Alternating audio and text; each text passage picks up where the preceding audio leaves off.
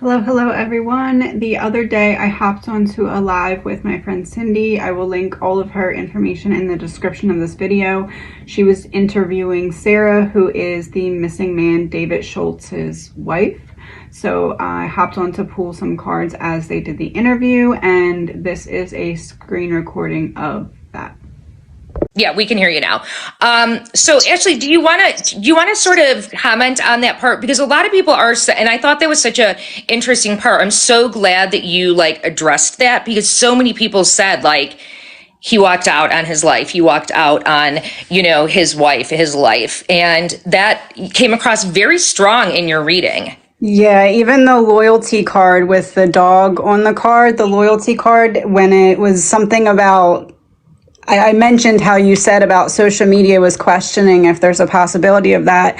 And boom, we got the loyalty card upright with the dog on it. So there was a lot that was confirming right from the start of the reading. I feel like he was confirming my wife has nothing to do with this, and it wasn't me trying to get away from my life. And I think that he kind of confirmed that in a way, because the reading mentioned that there was stress and that there was this, I'm tired, I'm overworked. It wasn't like that was hidden. So there was tension in his energy, but the tension was because I'm overworked, I'm exhausted, but not like my wife is forcing me to work, just I'm working a lot and I don't feel like I'm making the money that I should be making for the amount of energy that I'm expending. So I feel like he was very direct about confirming that it wasn't him escaping his life, although he was tired, but he wasn't trying to get away. Yeah, exactly. And I agree. He said that right from the beginning. That was something that he really wanted to make loud and clear. And, Jerica asked, were you reading deceased energy? And you were I didn't pick that up really from you. You were. I didn't pick it up either. No, I mean, it's hard to tell, especially that early too. Not that it's necessarily early, but quickly, but it feels to me at that point that I did the reading that there was still, I guess I'd say, active energy coming from him. Mm-hmm. Yeah. And so much of what you said was, it's funny enough, shouldn't surprise me at all, because obviously your readings are so on point, that so many people said exactly what you were saying with the child. He saw something and, that's where he kind of got in trouble. And that sort of, was the feeling that you were leaning towards. And I feel like that's kind of why at first, what first was mentioned was how tired and exhausted he was, because I don't think he knew what he saw. It's one of those, it was reading to me like a situation where maybe you're looking in the direction of something and the person over there assumes that you saw something you weren't supposed to see. But to me, it almost feels like he was in this almost, not in a bad way, but a zombie mode. I'm so tired and I'm just doing this because I have to bring home money for my family. I'm pushing forward, but I'm not really all the way paying attention to my surroundings. So it doesn't feel like he was actively oh, I know what's going on over there. And I think that that's what caught him off guard, is because he didn't recognize. Yeah. Sorry, his Sarah is here, so I'm just asking her to request to be a guest, please. Yeah. What did you, really quickly, and I know you're super busy, so I really appreciate you jumping up here. Actually, what do you think stood out to you the most about that reading? Just kind of his unawareness to the whole situation. It's almost like there was this whole energy coming for him that he was just unaware of. It doesn't feel like it was anything that he was involved in that caused it.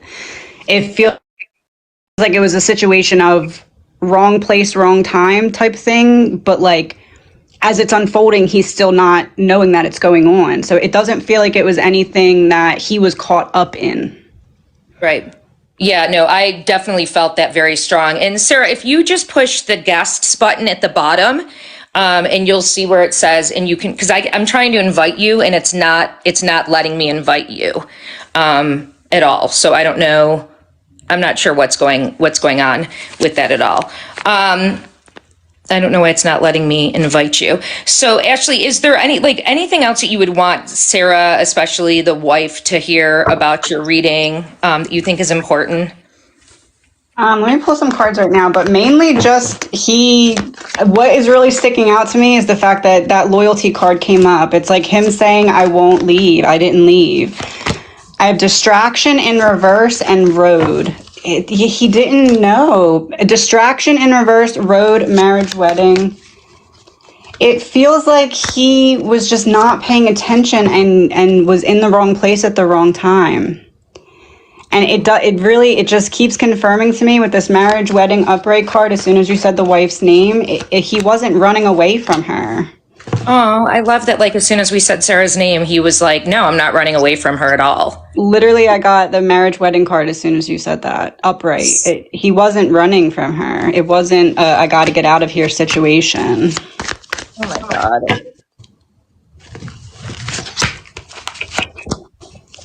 Yeah, I have boat in reverse and work in reverse. It's not something that he got caught up in. It's like I'm in the wrong place at the wrong time and I get stopped in my tracks.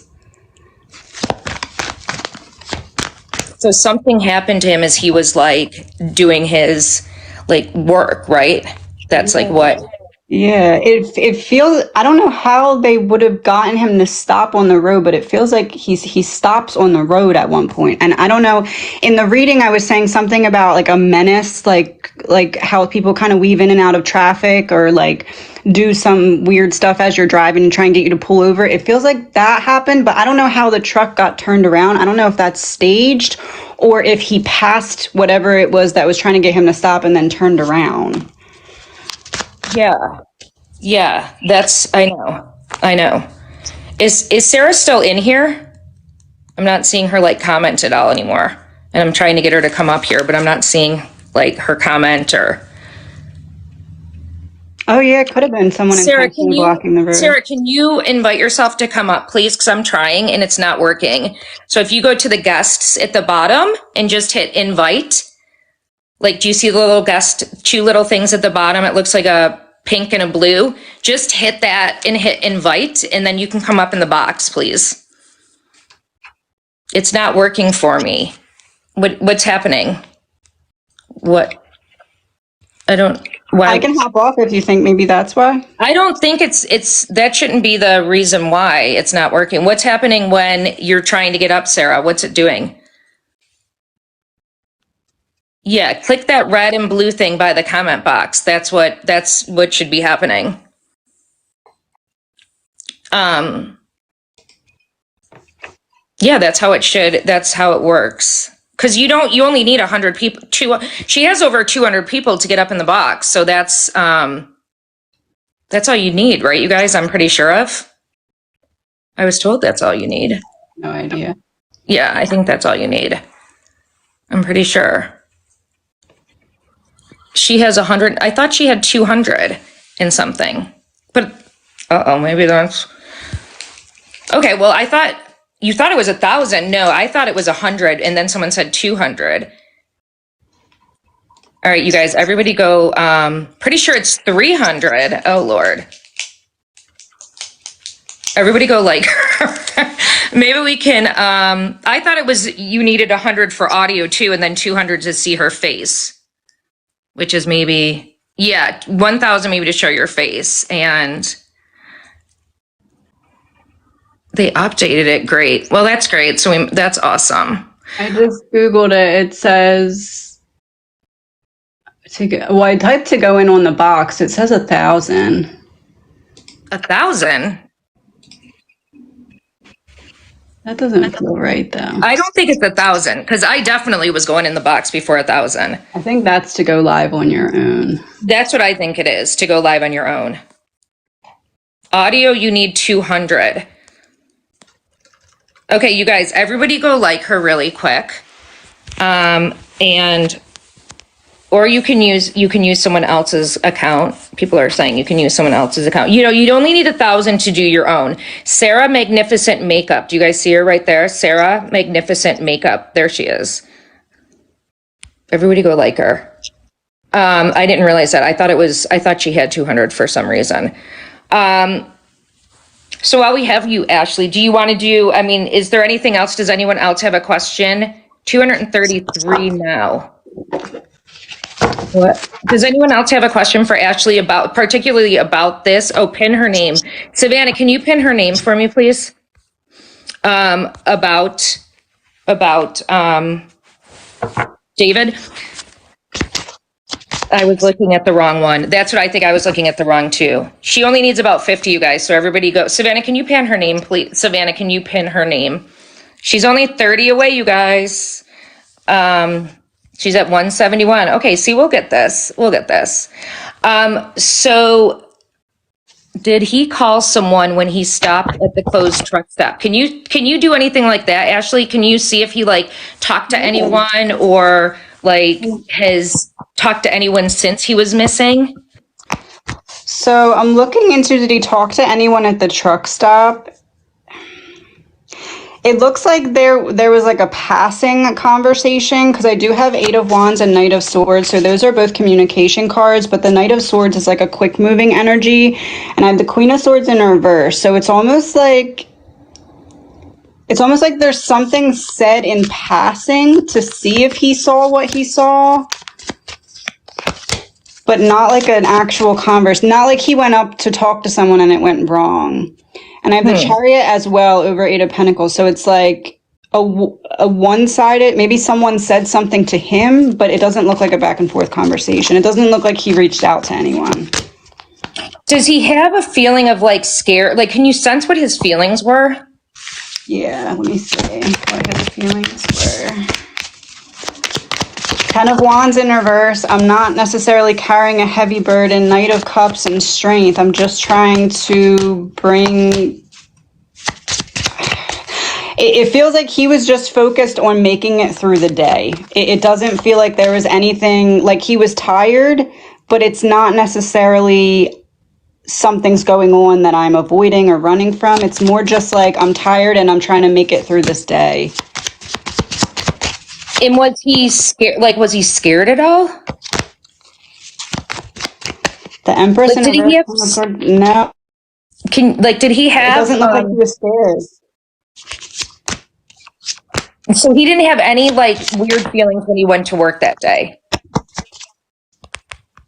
No. I'd say no. No suspicious... The feelings that I'm picking up on are just exhaustion and then, like...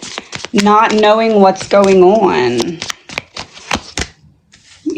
Yeah, Queen of Pentacles, Ace of Swords. He was just focused on making it through the day, and it feels like something completely caught him off guard in a way that like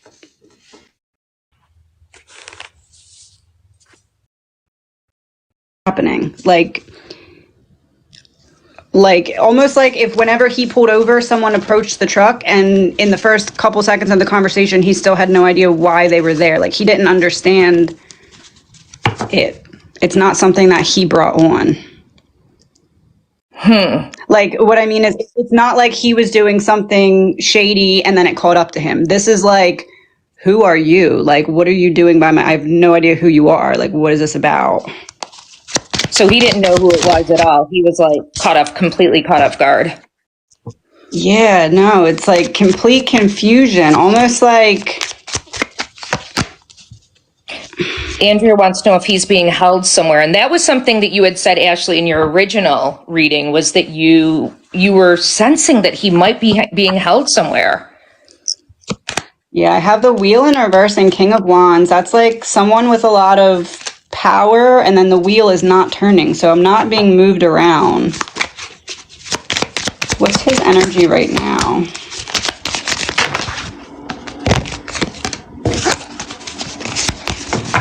I'm getting like conflicting energies for him right now. Just like I'm getting this very drained feeling, almost like a battery just being completely drained. Like if a computer is running really heavy, like that noise that computers make when they're overheating, and it starts to like simmer. That's the energy I'm getting. I don't really know what that means exactly. It feels like an energy of, I guess you could say an energy of giving up is what it feels like. Giving up? Huh. Like I'm tired of fighting. I'm tired of whatever. It's like an energy of giving up. Is there anything, I know you sort of answered this because you said that he wanted him to know, he wanted Sarah to know that like he wasn't leaving, you know, his family, but is there anything like specific that he wants her to know or he wants his boys to know? Let me get my other deck. This is, we're talking to the Reckoning Co. You guys have to, I mean, this is Ashley and she's, I call you a medium. Is that fair to say, Ashley?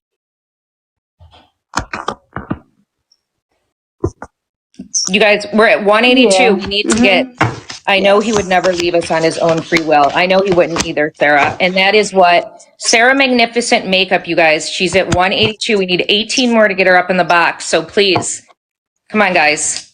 Keep it going. And this is the Reckoning Co. who is picking up on David's energy. I call you a medium, the Reckoning Co. because I feel like that's, you you call it like an investigative psychic. 15 more is all we need. And she did an amazing reading on David Schultz, who is the missing trucker from Iowa. And so now she is picking up some more energies from him right now. Well, I don't think you have to wait 24 hours after you hit that number, Shelley. I hope you don't. She has 200 now. Okay. So can you get in now, Sarah? Reckoning is spot on, Sarah is saying.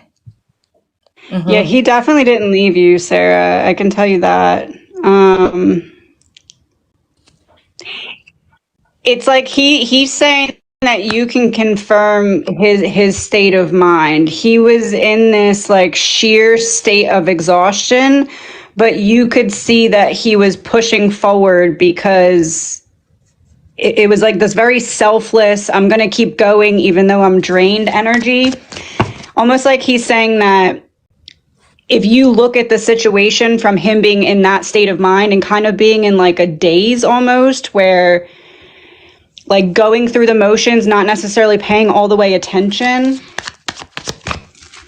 So here's what we're going to do. Sorry, Ashley, really quick. Can you, Sarah, go out and go back in? If that doesn't work, then Crime and Contour, can you reach out to Sarah directly and give her your information so she can use your names, Crime and Contour? So I'm going to let you guys handle that in the background, and hopefully you guys will come on in the next 5 minutes. So Sarah, look for Crime and, oh, wait, we got her. She's on. Here she comes. Yay! Hi, Sarah. Hi. We got you. Thank you guys to everybody who helped. And Sarah, you were saying to Ashley, what were you saying to Ashley? That she's point on?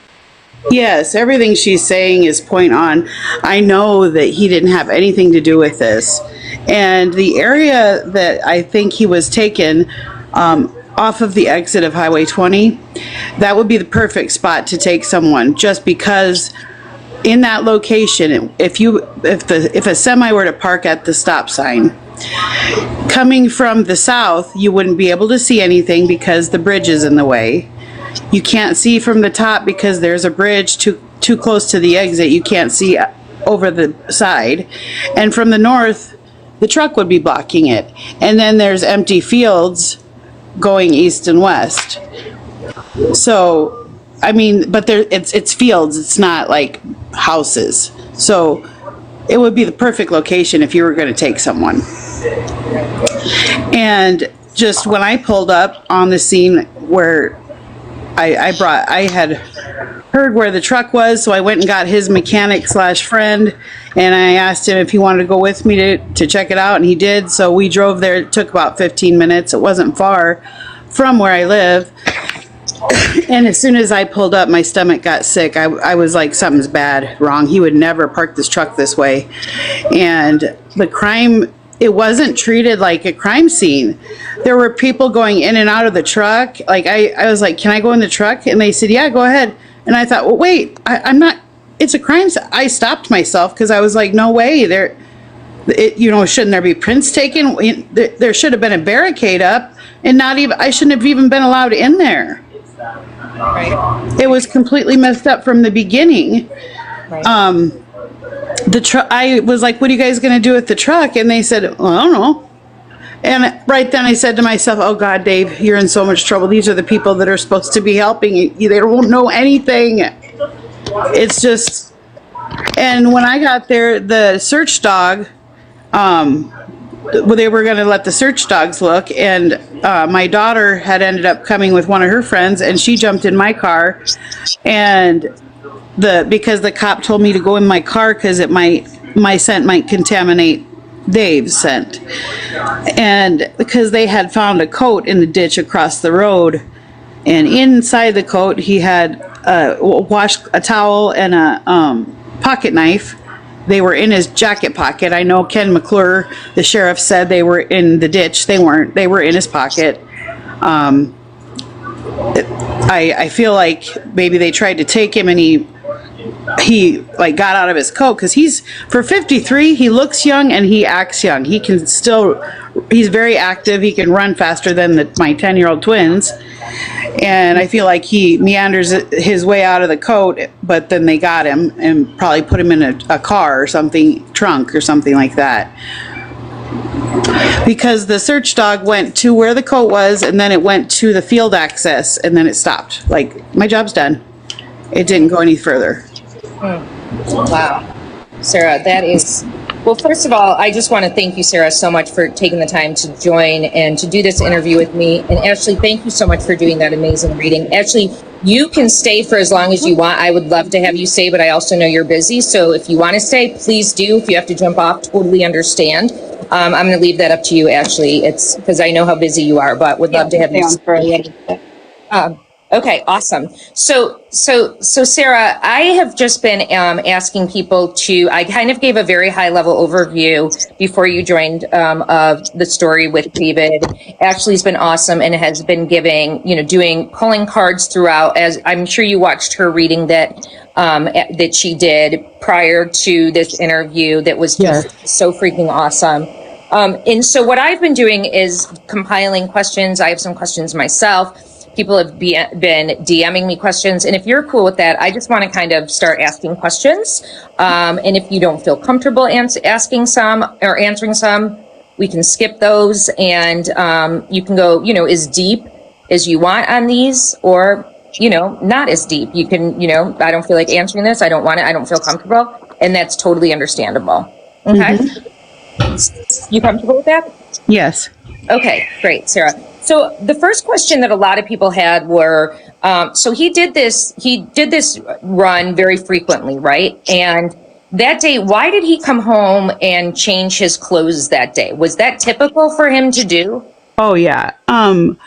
So he had already done one of those loads earlier in the day, a load from Eagle Grove to Sac. And it's common. I mean, they run late. Things happen when they're loading and unloading. It makes them take longer and stuff like that. He knew he didn't have time to shower, but he just wanted to rinse off a little bit because it's, he doesn't like to be stinky. He likes to represent, his trucking company well, well dressed and clean. And he was like, when he came home, it's very normal for him. He wears cowboy boots, and you can just hear him stomping around the house, getting his stuff. They're loud, and so it was normal. And at this time, my daughter and my grandson and her boyfriend were here visiting for Thanksgiving, and he'd been working since Sunday. We had Thanksgiving on Sunday with my parents, and so he hadn't been able to see him much, so he wanted to get this over with, this day over with, and then the night over with, and then spend time with them during the day because they were supposed to leave on Wednesday. So yeah, that's really normal for him to run around. He works, he does many loads a day, not just one load, sometimes up to 3 or 4 loads a day. And with a little sleep in between, he'll take a nap to, what did he call it, to take the edge off. He'll take a nap here and there, but it's common. He works hard. He works too hard. That's one of his faults is he works too hard. Mm-hmm. Yep. And I think that's what, Ashley, you picked up on that a lot. Yep. Like that was one of the very first things that he said is he works and he's, not making as much money as he should be, or he thinks that he deserves because he works so hard. Yeah, and he's doing it all for his family. So it's like a selfless, I'm getting my butt kicked, but I'm going to keep doing it. Yeah, Dave was living the life that he'd always wanted, and he got it pretty late in life. He was in his 40s when he and I got together and had no kids, and we had our twins via in vitro, and he's living the life he always dreamed of having. He always said to me, why didn't you meet me sooner? Why didn't we get together sooner? I've never doubted that he didn't leave. He didn't walk away from his life. He didn't have another woman. He wasn't interested in other women. He was interested in his family. We don't go to the bar, we work, we come home, start over again, Yep. So Angie has asked about 50 times. So I'm just gonna, if he pulled over to give a ride to someone, Ashley, if you know that, if you picked up on that, or Sarah, if you know that. I don't believe it was to give a ride to someone. There's something that he saw, though. At the truck stop, you think, or was it at the exit? So it feels like someone believed that he saw something that he didn't actually pay attention to see, but then it feels like there's some kind of nuisance on the road that makes him pull over. And the example that I keep getting is a car swerving from behind to in front of a truck, and having the truck pull over because the truck thinks, oh, is something wrong? It feels like it didn't happen at the last stop that he was at, but it feels like he was followed from there. Mm-hmm. Mm-hmm. And what's interesting is because Sarah was saying that was a good spot to take someone, and in my reading I got something about waiting for the right spot on the trail to pull him over, to get him to pull over. Yeah, and I wanted to say also, his truck was not pulled over at all. It was on the road, not even touching the white line. Yes, it was not pulled over. It was just stopped on the road in between the yellow and the white line. Oh, I just got chills. That makes more sense, actually. It was turned off. There was no lights on, and it had been there from probably 1 a.m. to 3, no, more by the time they got off the road. Well, it was found at about 3 p.m. So that makes me wonder if someone just pulled in front of him and slammed on the brakes instead of getting him to pull over. There weren't any blackies on the road there, though. So maybe they did it slowly. Right. Yeah, they could have. Oh, yeah. When you said slowly, I got Knight of Swords in reverse. That would be the opposite of a fast-moving energy. So. Interesting. Because I did look for marks like that on the road when I was there. When you were talking the first time, Sarah, the card that I pulled was you were talking about you going to the scene and feeling like something was wrong, and the card that came out was the Diviner card, which is a seer of the unseen. And to clarify, I pulled Queen of Cups, so that would be you, the mother. So there's something that you were picking up on when you were at the scene that you're correct about. It's not something you've mentioned out loud in this live, though, but there's something that you picked up on. And I don't know if maybe you didn't bring it up to anyone there, but you're right about some kind of clue. There was a cigarette butt on the ground right by the truck, and Dave doesn't smoke, and I thought, whose cigarette butt is that? Shouldn't they bag that? I thought it in my mind. And then I thought, well, surely the police will do that. That they know their job better than me. But surely I was wrong about that. So other card that came out with the Diviner card is the Criminal card. It feels like you're right about that cigarette butt. Yeah, but it's gone now. So, it's been 36 days, and the cops handled it so wrong. They didn't know what to do with the truck. So his mechanic, I had his mechanic drive it back to where he normally parks it. And then they left it there for 2 days, and then the cops towed it to search it. Well, you can't take fingerprints or anything after that. Oh, wow. What good is it? It's all been contaminated. Well, potentially, I guess. Potentially. Yeah, I think it's the cigarette butt that it being pointed out that you were right about. Sarah, there's video of one of the last bits of video, actually, I think it might be the last video of David, where he is at that, he's at the traffic stop on Highway 20 and Highway 71 at 12:18 a.m. And I think he's on his phone. Like, you can see him walking around scrolling on his phone. Any idea, like, did the phone tell you anything? What do you have any idea what was happening on his phone at that time that was caught on video? The police have his phone. So you didn't see his phone at all? No, I know the police have it. Ashley, do you have any idea? Are you picking up any signs on what that could be about? And let me say, I'm not picking up what it is about, but I'm picking up what it's not about. It's nothing nefarious. It's nothing like a plan or anything like that. Oh, I know. If anything, it may have been like scrolling through a video or social media or something like that, but David just got on Facebook in January last year. yeah, it may have been that, but it definitely wasn't any like planning or communicating with anyone. It wasn't that. No, but the police acted like it was suspicious, which I'm like, everyone scrolls their phone. It's not suspicious. Right. And then he was running around his truck.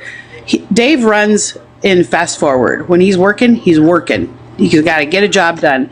And I couldn't watch the video. My parents, or my mom and his brother and his dad saw it.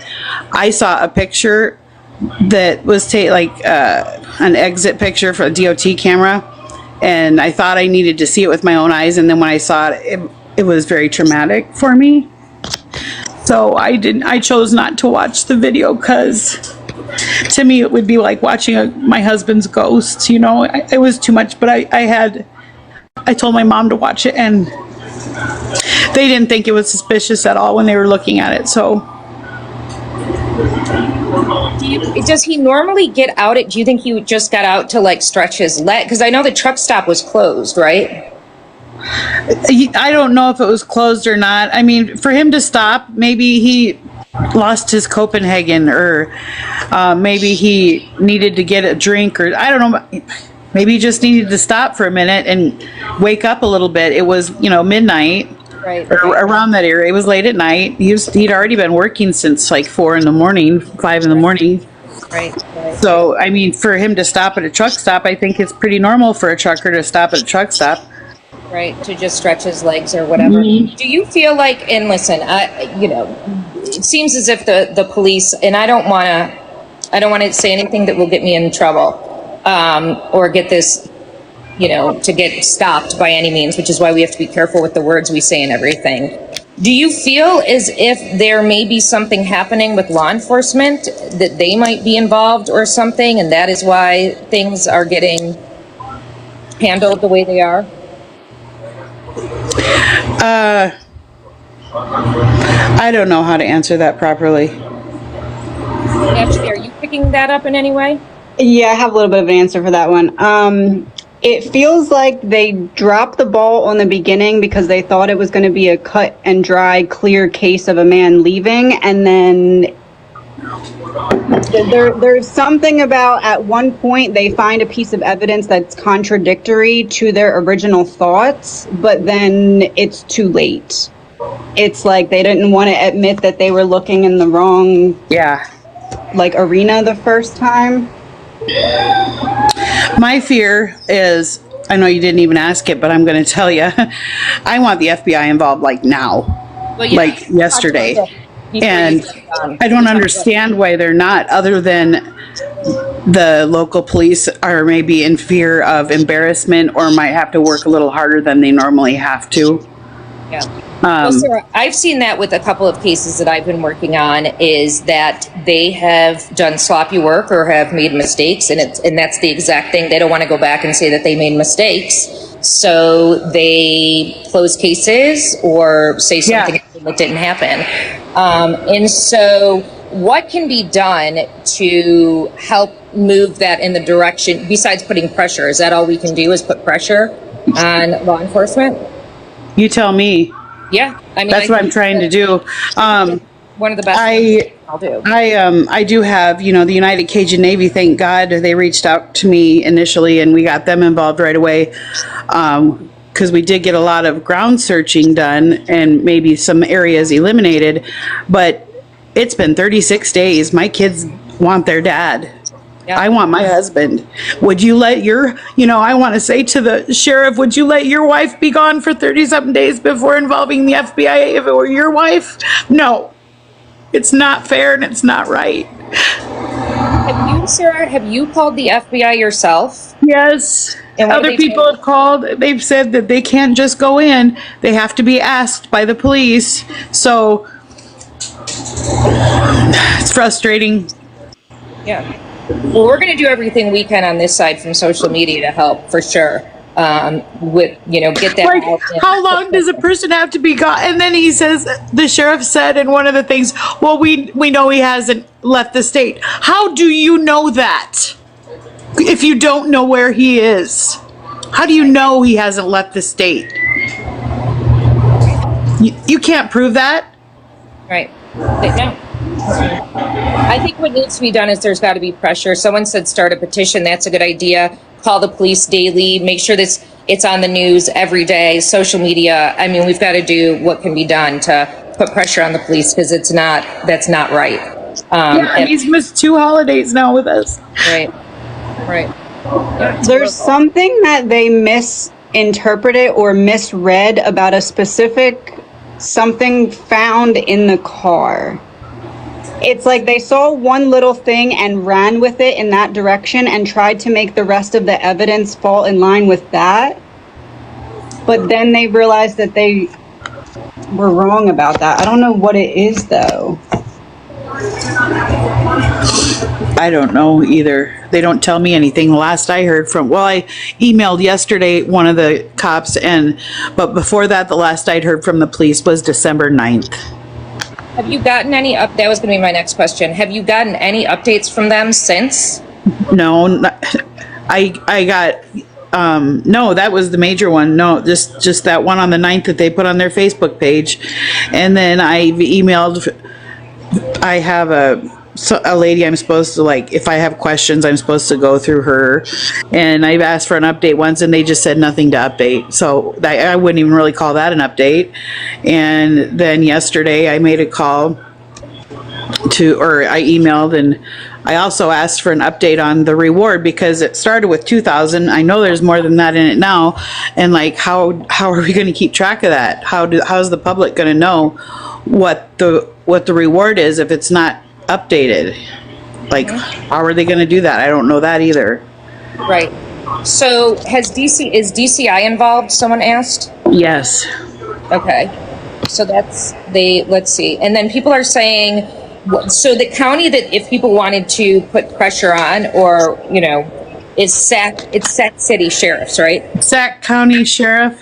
Sac County Sheriff, Sac County, Iowa. Sheriff Ken McClure. And then have you talked to attorney generals? Anything? Have you talked to any politicians? No, I do know someone called and talked to the governor for 20 minutes, but I haven't. Something definitely. Okay. So let's get back to that before we've got quite a few more questions. So it was said that he went to a friend's house that night to pick up a truck that his friend worked on or whatnot. Do you know, can you fill us in on that? Okay. So, David, we live in town. We don't have an acreage or anything. And a few blocks from our house is his diesel mechanic. And David parks his pickup there and then drives his semi from the mechanics to wherever loading's got to go, and then comes back, parks the semi, jumps in his pickup, and comes home. So that's very normal for him to park. He parks there, so he'll talk to his mechanic because he was fixing up a new Peterbilt, and he only basically has a headlight left on that Peterbilt, and then he was going to sell the red one that he's driving and drive this yellow one. So no, that's very normal what he was doing. He's swung in. His mechanic doesn't always charge his phone, those type, and he's not tech. His mechanic isn't good with phones, so he talks to him one-on-one when he gets back from loads or when he leaves, and that's normal. That's part of his routine. Someone said that the sheriff is related to the person who owns the confinement grounds. Someone DM'd me that. Do you know anything about that? I don't.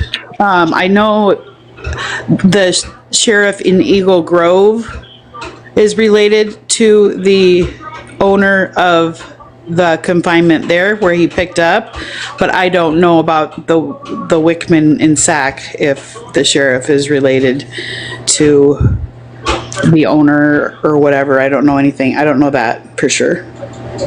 I've heard that too, but I don't know. Have they searched Twin Lakes area? I don't think so. Is there a reason why?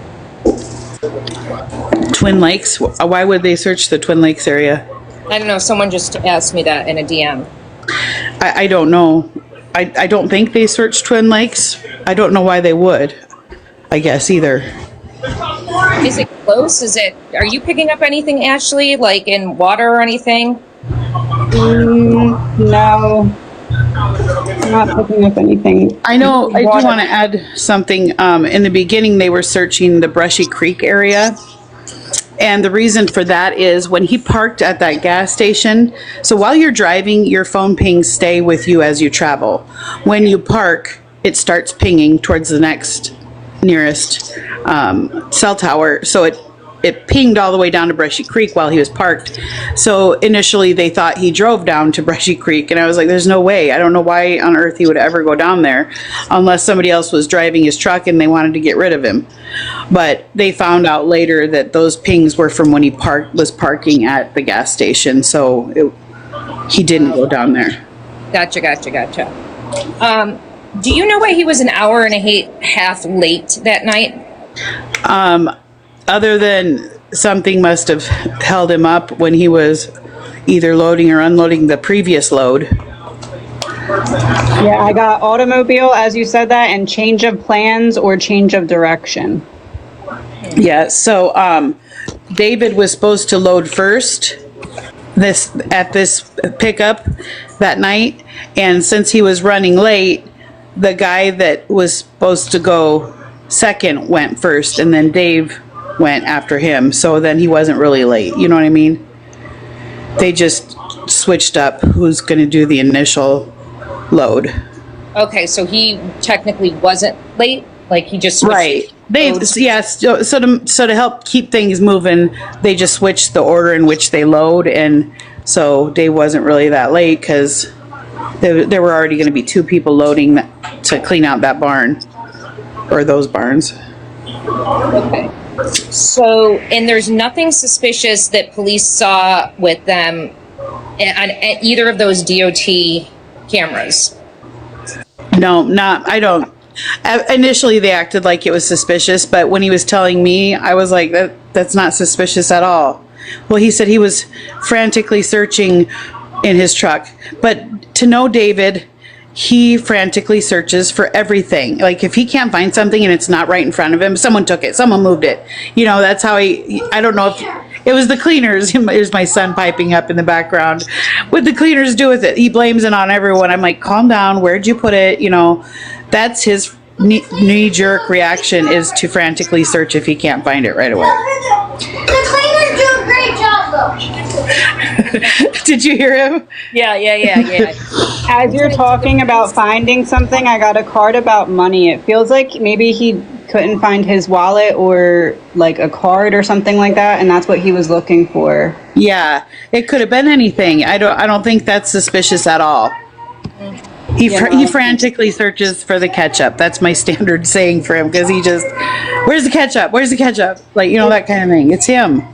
It feels like why they're reading it as frantic is because he was tired. Like it's like one of those, like, I'm tired. I don't feel like having a problem right now. I just feel like having this go smoothly right now. And it feels like there was like little things one after another. They took it wrong. Annoyances. Yeah. I get you.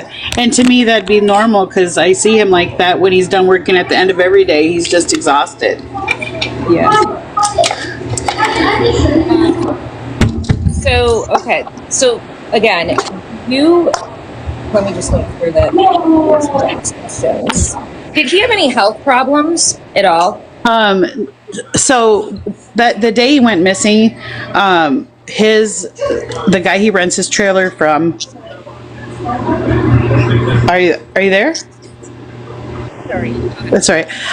The guy he rents his trailer from stopped at my house and told me about Dave's missing, and so it takes a while to digest that, and so he said, I'm gonna go search for him. I'm gonna go up and down Old Highway 20 and New Highway 20, and I'll find him. And so he maybe pulled over to sleep, but he wouldn't do that loaded. I knew that, but I was hoping that that was the case, that he was just sleeping somewhere and he'd be found. And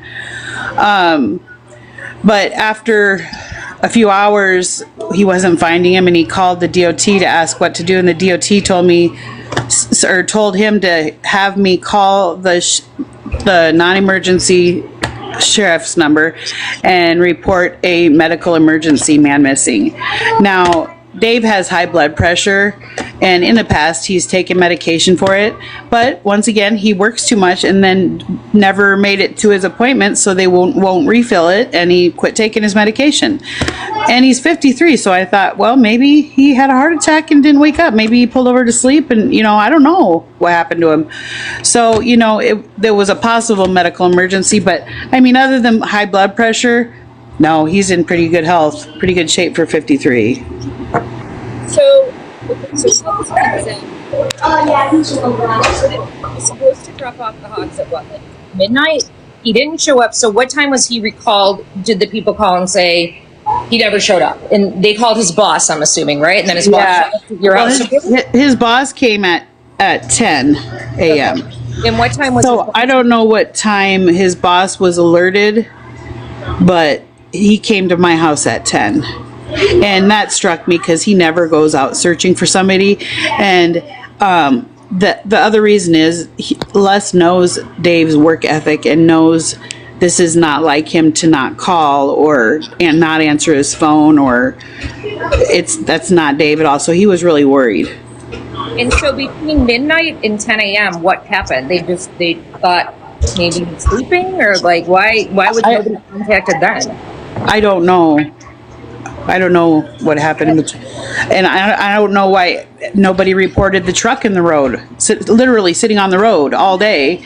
I mean, I know it's not a highly traveled road, but it was loaded with pigs.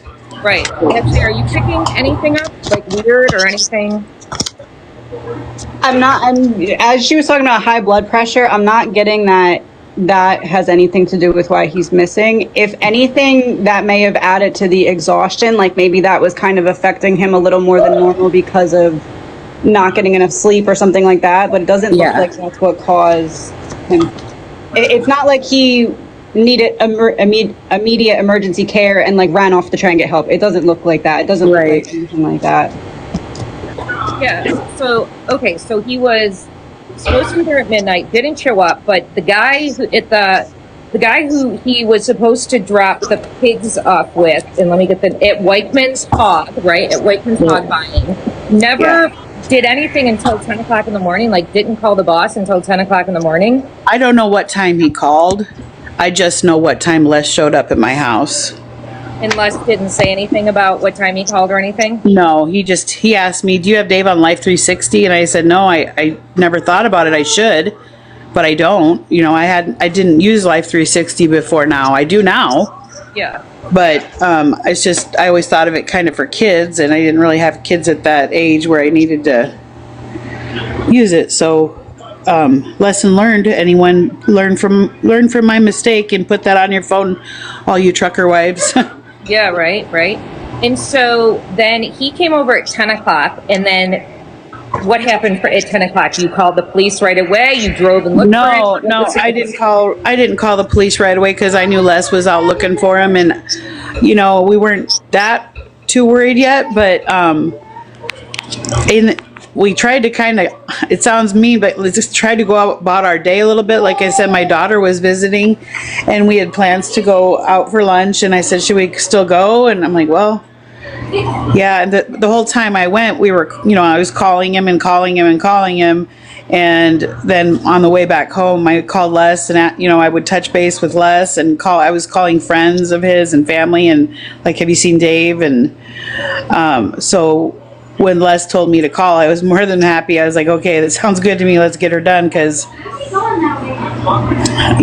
he's not turning up. His phone's not being answered. So I called the police at 2:30, and at 3, I got a phone call from his phone. And I thought, oh, thank God, here he is. And I'm like, Dave. And she said, no, this is so-and-so from the police. I have Dave's phone and his wallet and his truck, but he's not here. And I was like, what? It was, it's unbelievable that, so. And so it took that long. So nobody found his truck. Nobody reported his truck until 3 o'clock the next day. Yeah. And it was like on a road facing the wrong way? No, it was facing north. It was on the right lane, but it was facing north. The direction where he was supposed to unload those pigs was south. He shouldn't have even been up north of Highway 20. He should have been south of Highway 20. And there's no nav system or anything on his truck that could tell you anything? Someone asked about the gas in his tank. Like, was that like the mileage, anything? None of that told you anything? Like, I know that there's something that is on newer trucks that can tell you, but his is a 99, and I don't think it has what they are talking about. I don't know about trucks, I'm sorry, but I know that there is something on it that can tell you some things, but I don't think his has that. yeah. I do feel like, and some people said this as well, it's bizarre that they like called you from his phone. I feel like that's a little bit strange. Is that there's so many things that are so strange. Like when, they didn't know what to do with the truck, number one. Then they come and take they didn't even tell me they took the truck. They just took the truck and took it to an area so that they could search it. Then, like, several weeks later, they say, oh, it was on December 9th. They said, we're done with the truck. You can go get it. And I said, okay, well, where's the keys? And the sheriff said, oh, they're in the truck. He stuttered around. And then he said, no, they're at Denny's, Texaco. But they're either in the truck or at Denny's. So me and his mechanic drive over there. They aren't in the truck. They aren't at Denny's. Go to the sheriff's office. No one's there. Hunt down a cop, and I'm like, hey, I need the keys. They said they're done with the truck. Well, I need the keys to drive it. Well, I don't know where they are. We'll get back to you. So I go home, and I get a call a couple hours later. We have the keys if you want to come get them. And I said, no, I'm done for the day. You can bring them here now. They didn't even know where the keys were. They bring them to me in a specimen bag. Like, we've been treated like we're not victims. We are victims here, not guilty parties. Absolutely. It's been awful. It's been traumatic. Absolutely. It's horrible. We're going through all this, and Absolutely. What did you talk? I'm assuming you talked to his friend who last saw him, the one who helped him with his truck, the one who he changed those sort of schedules with, or whatever he said. What did he say? He's crushed. He was on the list too. Like, they were acting like he was part of it, and he's not. They're friends. It's his mechanic. He's been working. He does work for Dave. Dave owes him money. That wouldn't be the way to get it back. It would be to get rid of Dave, his friend who, recently he didn't have his license, and we made sure he ate at our table with us. He this big greasy old man cries, he just shakes, he quivers, he's heartbroken he misses his friend. It's just, I don't know, it's just so sad. The friend has no idea or the mechanic, he has no idea what happened. No, he doesn't. It does feel like he may have been, like, the last conversation between the two of them, it feels like your husband was trying to help him work through some kind of problem, or at least was, like, supporting him without knowing it, but it doesn't look like he has any idea of anything. No, he's innocent. I know, he's misses his friend, Yeah. I tease Dave, how's your other wife, because he's there. he gets to see my husband before he gets home, you know. Yeah, so he definitely views your husband as a very good friend, like a very like either your husband gives very good advice or he knows just the right things to say to get that friend to kind of snap back into Yes, type energy. yes, absolutely. And like he's helped him out in other ways. Like he got low on money. He got his electricity turned off. Dave paid for his power to be turned back on at the shop. Stuff like Yeah, that. that's what I'm Like picking up. he's Yeah. a good friend. Yeah, I'm definitely picking up on that. Yeah. And so Les is his boss. Is that who Les is? Yes, and I've had people say too they feel like Les is involved. Les is not involved. He's a sweet older man near retirement. He barely swears. Like he's a Christian man. He's not involved in any of this. And I want to clear that up too because he's Dave's best worker. But I mean, they respect each other. It's not Les had nothing nefarious to do with Dave's disappearance. What happened to the pigs? People are wanting to know. Like they were still in the truck overnight. Okay, yeah, so Les got another trailer and they backed the trailer up to Dave's trailer and unload him onto that trailer and then finish the delivery that way. That's how they do that when a truck breaks down or they back another trailer up and they just unload them from the road like that on from one to another. So can you give us a little bit of timeline of sort of the night? So what time Dave showed up at your house? What time, like he finished it at his friend's house? You know, sort of all like, was last seen at like what, 12:16 p.m. Sort of your timeline based on what you know. So he came here probably about 7, a little after 7, and was gone by about 7:30. I don't know much after that, to be honest. I mean, I didn't really talk to him. My daughter was home visiting, and it was normal for him to not be home nights. So, 3 out of 5 nights a week he might not be home. He might work till 1 and then go park to where he's going to load the next morning at 6 in the morning, rather than go home. And he always had a fear of oversleeping, and so he always felt safer sleeping where he needed to load the next day, because then he's already there. If he oversleeps, he's right there. Right. So I mean, we didn't keep in close touch. It's just the way of life of a bull hauler. I don't know his schedule from week to week. I only know the day before. Yeah. And sometimes the same day. He might throw another load on him in the afternoon. Like, it's just you kind of fly by the seat of your pants, and that's just the way we live. It's normal for us. And so what time did he leave his friend's house though? Do you have any idea? Well, it's not his house, it's his shop. His shop, sorry. Yeah, it's okay. No, I would imagine he chatted and got the truck warmed up. Probably, I would say he's probably gone by 8, but I don't know for sure. Right. What do you think, Sarah? What do you think? Because I'm very cognizant of time. I try to do that whenever I do interviews with people because I know that it's a lot. What do you think, Sarah, happened? Exactly what? I'm sorry, what's the woman's name with the reckoning? Ashley. Ashley's spot on. That's exactly what I think happened. I don't think we know who or why they took him, but he had nothing to do with it. He was a victim. One of the other psychics said it was a grab and go. I don't know why. I don't know. The only thing I can think of is maybe somebody needs a good driver, and Dave is good at keeping livestock alive. Maybe they need to haul people or something. I don't know. Human trafficking. I don't know. I don't have a clue why they would take him. But I think... Did you pick up anything about a grab and go or anything? I mean, I guess you could call it a grab and go. Yeah, I just keep getting kind of similar to what she's saying. Nobody has any idea. Like, nobody could have seen this coming because it's not something that he was personally like involved in.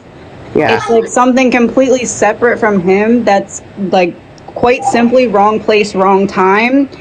but like a wrong place, wrong time situation that followed him until they were able to grab him. So I guess you could say grab and go. It's like see something, wrong place, wrong time, and then get it to the point where they can grab him and go. Yeah, and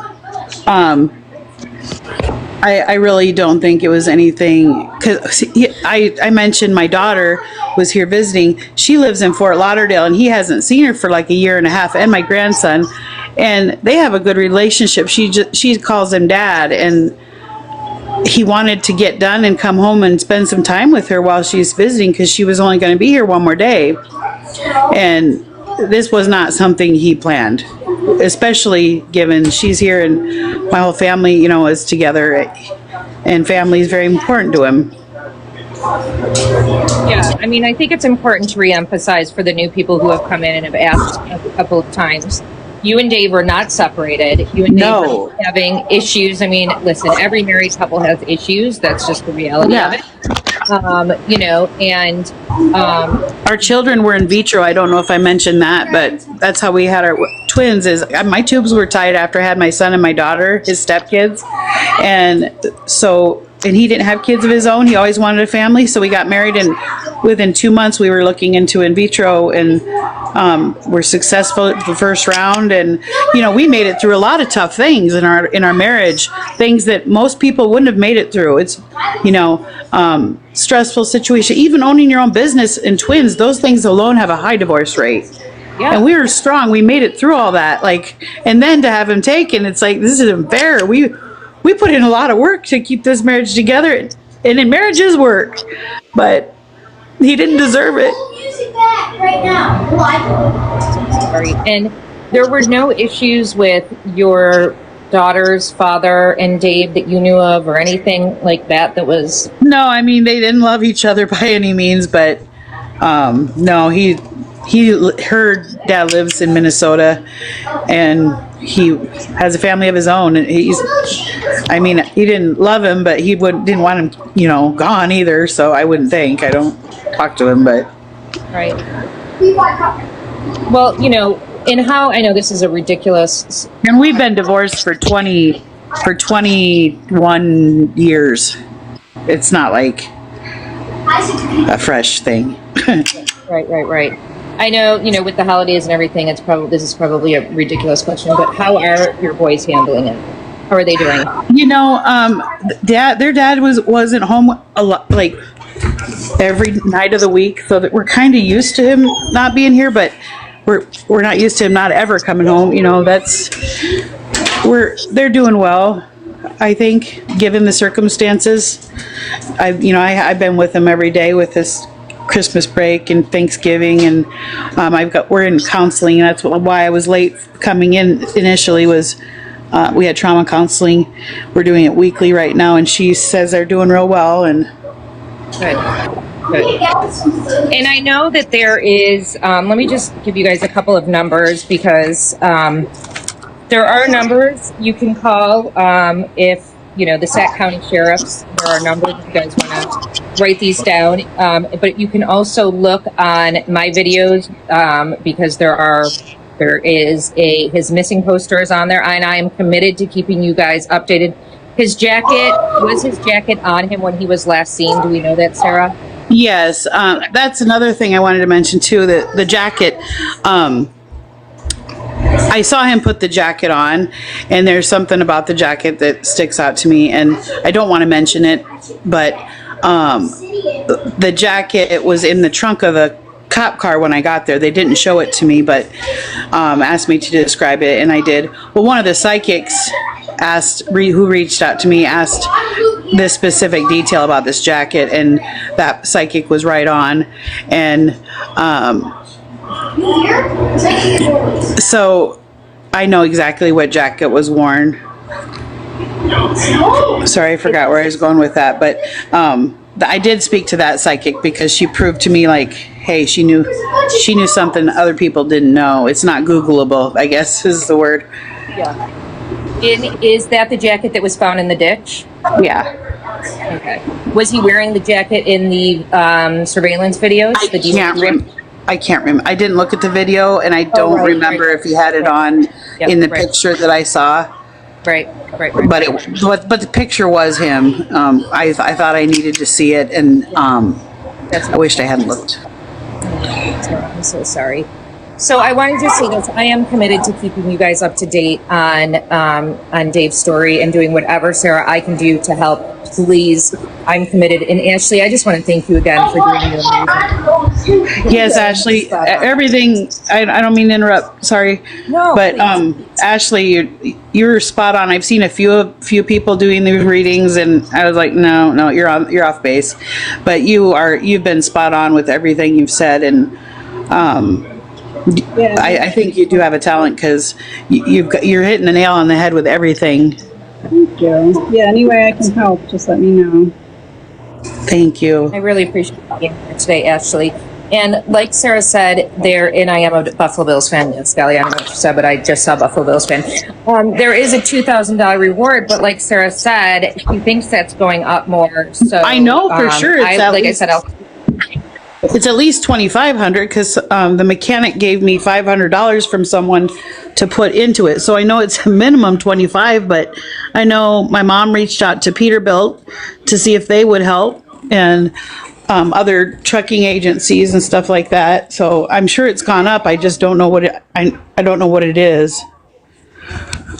So Sarah, I'll reach out to you, and because I want to do a video later today on how we can help. I think we talked about some good ways in regards to talking to the Go Bills is right, talking to the media, talking possibly to the governor, talking to the politicians. I want to keep this story out there because, Sarah, we want to do everything we can to get some pressure on the police, to get the FBI involved. Let's do this together. You guys, we have 300 people watching now. We've had people in and out, so let's do what we can do to help Sarah. There's at least a $2,500 reward right now for any information leading to where David might be. Ashley is picking up that he still could be out there. You know, we don't know that he is gone. Let's pray that he isn't. So, you know, you're in our prayers, Sarah, that he is still out there. If anybody has any information on where David might be, you can call the Sac County Sheriff's at 712-662-7127 or 712-262-1873. There is also a GoFundMe that has been set up for Sarah and her family. I will put that. This will be on my YouTube channel, which is same number. I will put that link on my YouTube channel as well, in case anybody wants to donate and help Sarah with any of the needs that they may have right now. As you know, expenses pile up when you're going through something like this. And if nothing else, we will all be praying for you, Sarah, and, you know, hoping for the best for you. And we'll definitely keep you all updated on this case. And hopefully we'll be, you know, following up with some good news on this. So with that, is there anything else, Sarah, that you would like to add? No, you mentioned you hope he's alive. I hope he comes in with some die-hard story. You know, I was climbing through a vent and I could just almost hear him, you know, he tends to stretch stories about like the day the children were born, there was blood everywhere, and, you know, he makes it so grotesque, but I can imagine him saying the story, and I hope to God someday I get to hear it. You will. You will, Sarah. We're keeping you all in our prayers, and we're going to have a good outcome on this. Ashley, is there anything else that you want to add? Again, thank you, Ashley. I can't even tell you how much this means for you being here the whole time, doing the reading. No, I'm just getting something about like a little inside joke, Sarah, that the two of you had, that it would be helpful for you to remember that in like a happy way. There's like some like, I don't know, I can't put my finger on what it is. It's almost like a secret, not like a handshake, but like there's something that the two of you would always banter about or like connect about. It's like he's trying to bring that up. I'm not really sure what it is, but it basically, I split the deck to the communication side and inside. It's like an inside joke. Like he wants, maybe there's a clue within an inside joke or a confirmation within an inside joke, but there's this feeling of like, allow yourself to take a breath, allow yourself to still take care of yourself during this time, Sarah. You're doing the best that you can, and you're doing the right things is really just what I'm picking up on. Like, don't don't be too hard on yourself for the other people not giving you the help that you deserve to get. That's nothing about you. It's something that it feels like they dropped the ball and they're trying to hide that they dropped the ball. And I know that like you're questioning, is it something I did or said? It's not. It's nothing with you. You're doing everything that you need to be doing and you're doing it right. That's really just what I'm picking up on. Okay. I love that. Thank you so much, Ashley. And Sarah, thank you so much. I will be sending you a message shortly so I can update everyone on, just exactly what we can be doing to help you. I want to make sure we get that right. We don't overstep our boundaries, but we do want to help you, Sarah. And so to everybody else who's watching, as always, thank you guys. I love you guys for watching, for all of your questions, for all of your love for Sarah and Ashley, and you guys are amazing. So with that, thank you guys. We'll be praying for you, Sarah. Thank you, Ashley, and have a great night, everybody. Bye. My prayers are with you, Sarah. Thank you. Goodbye.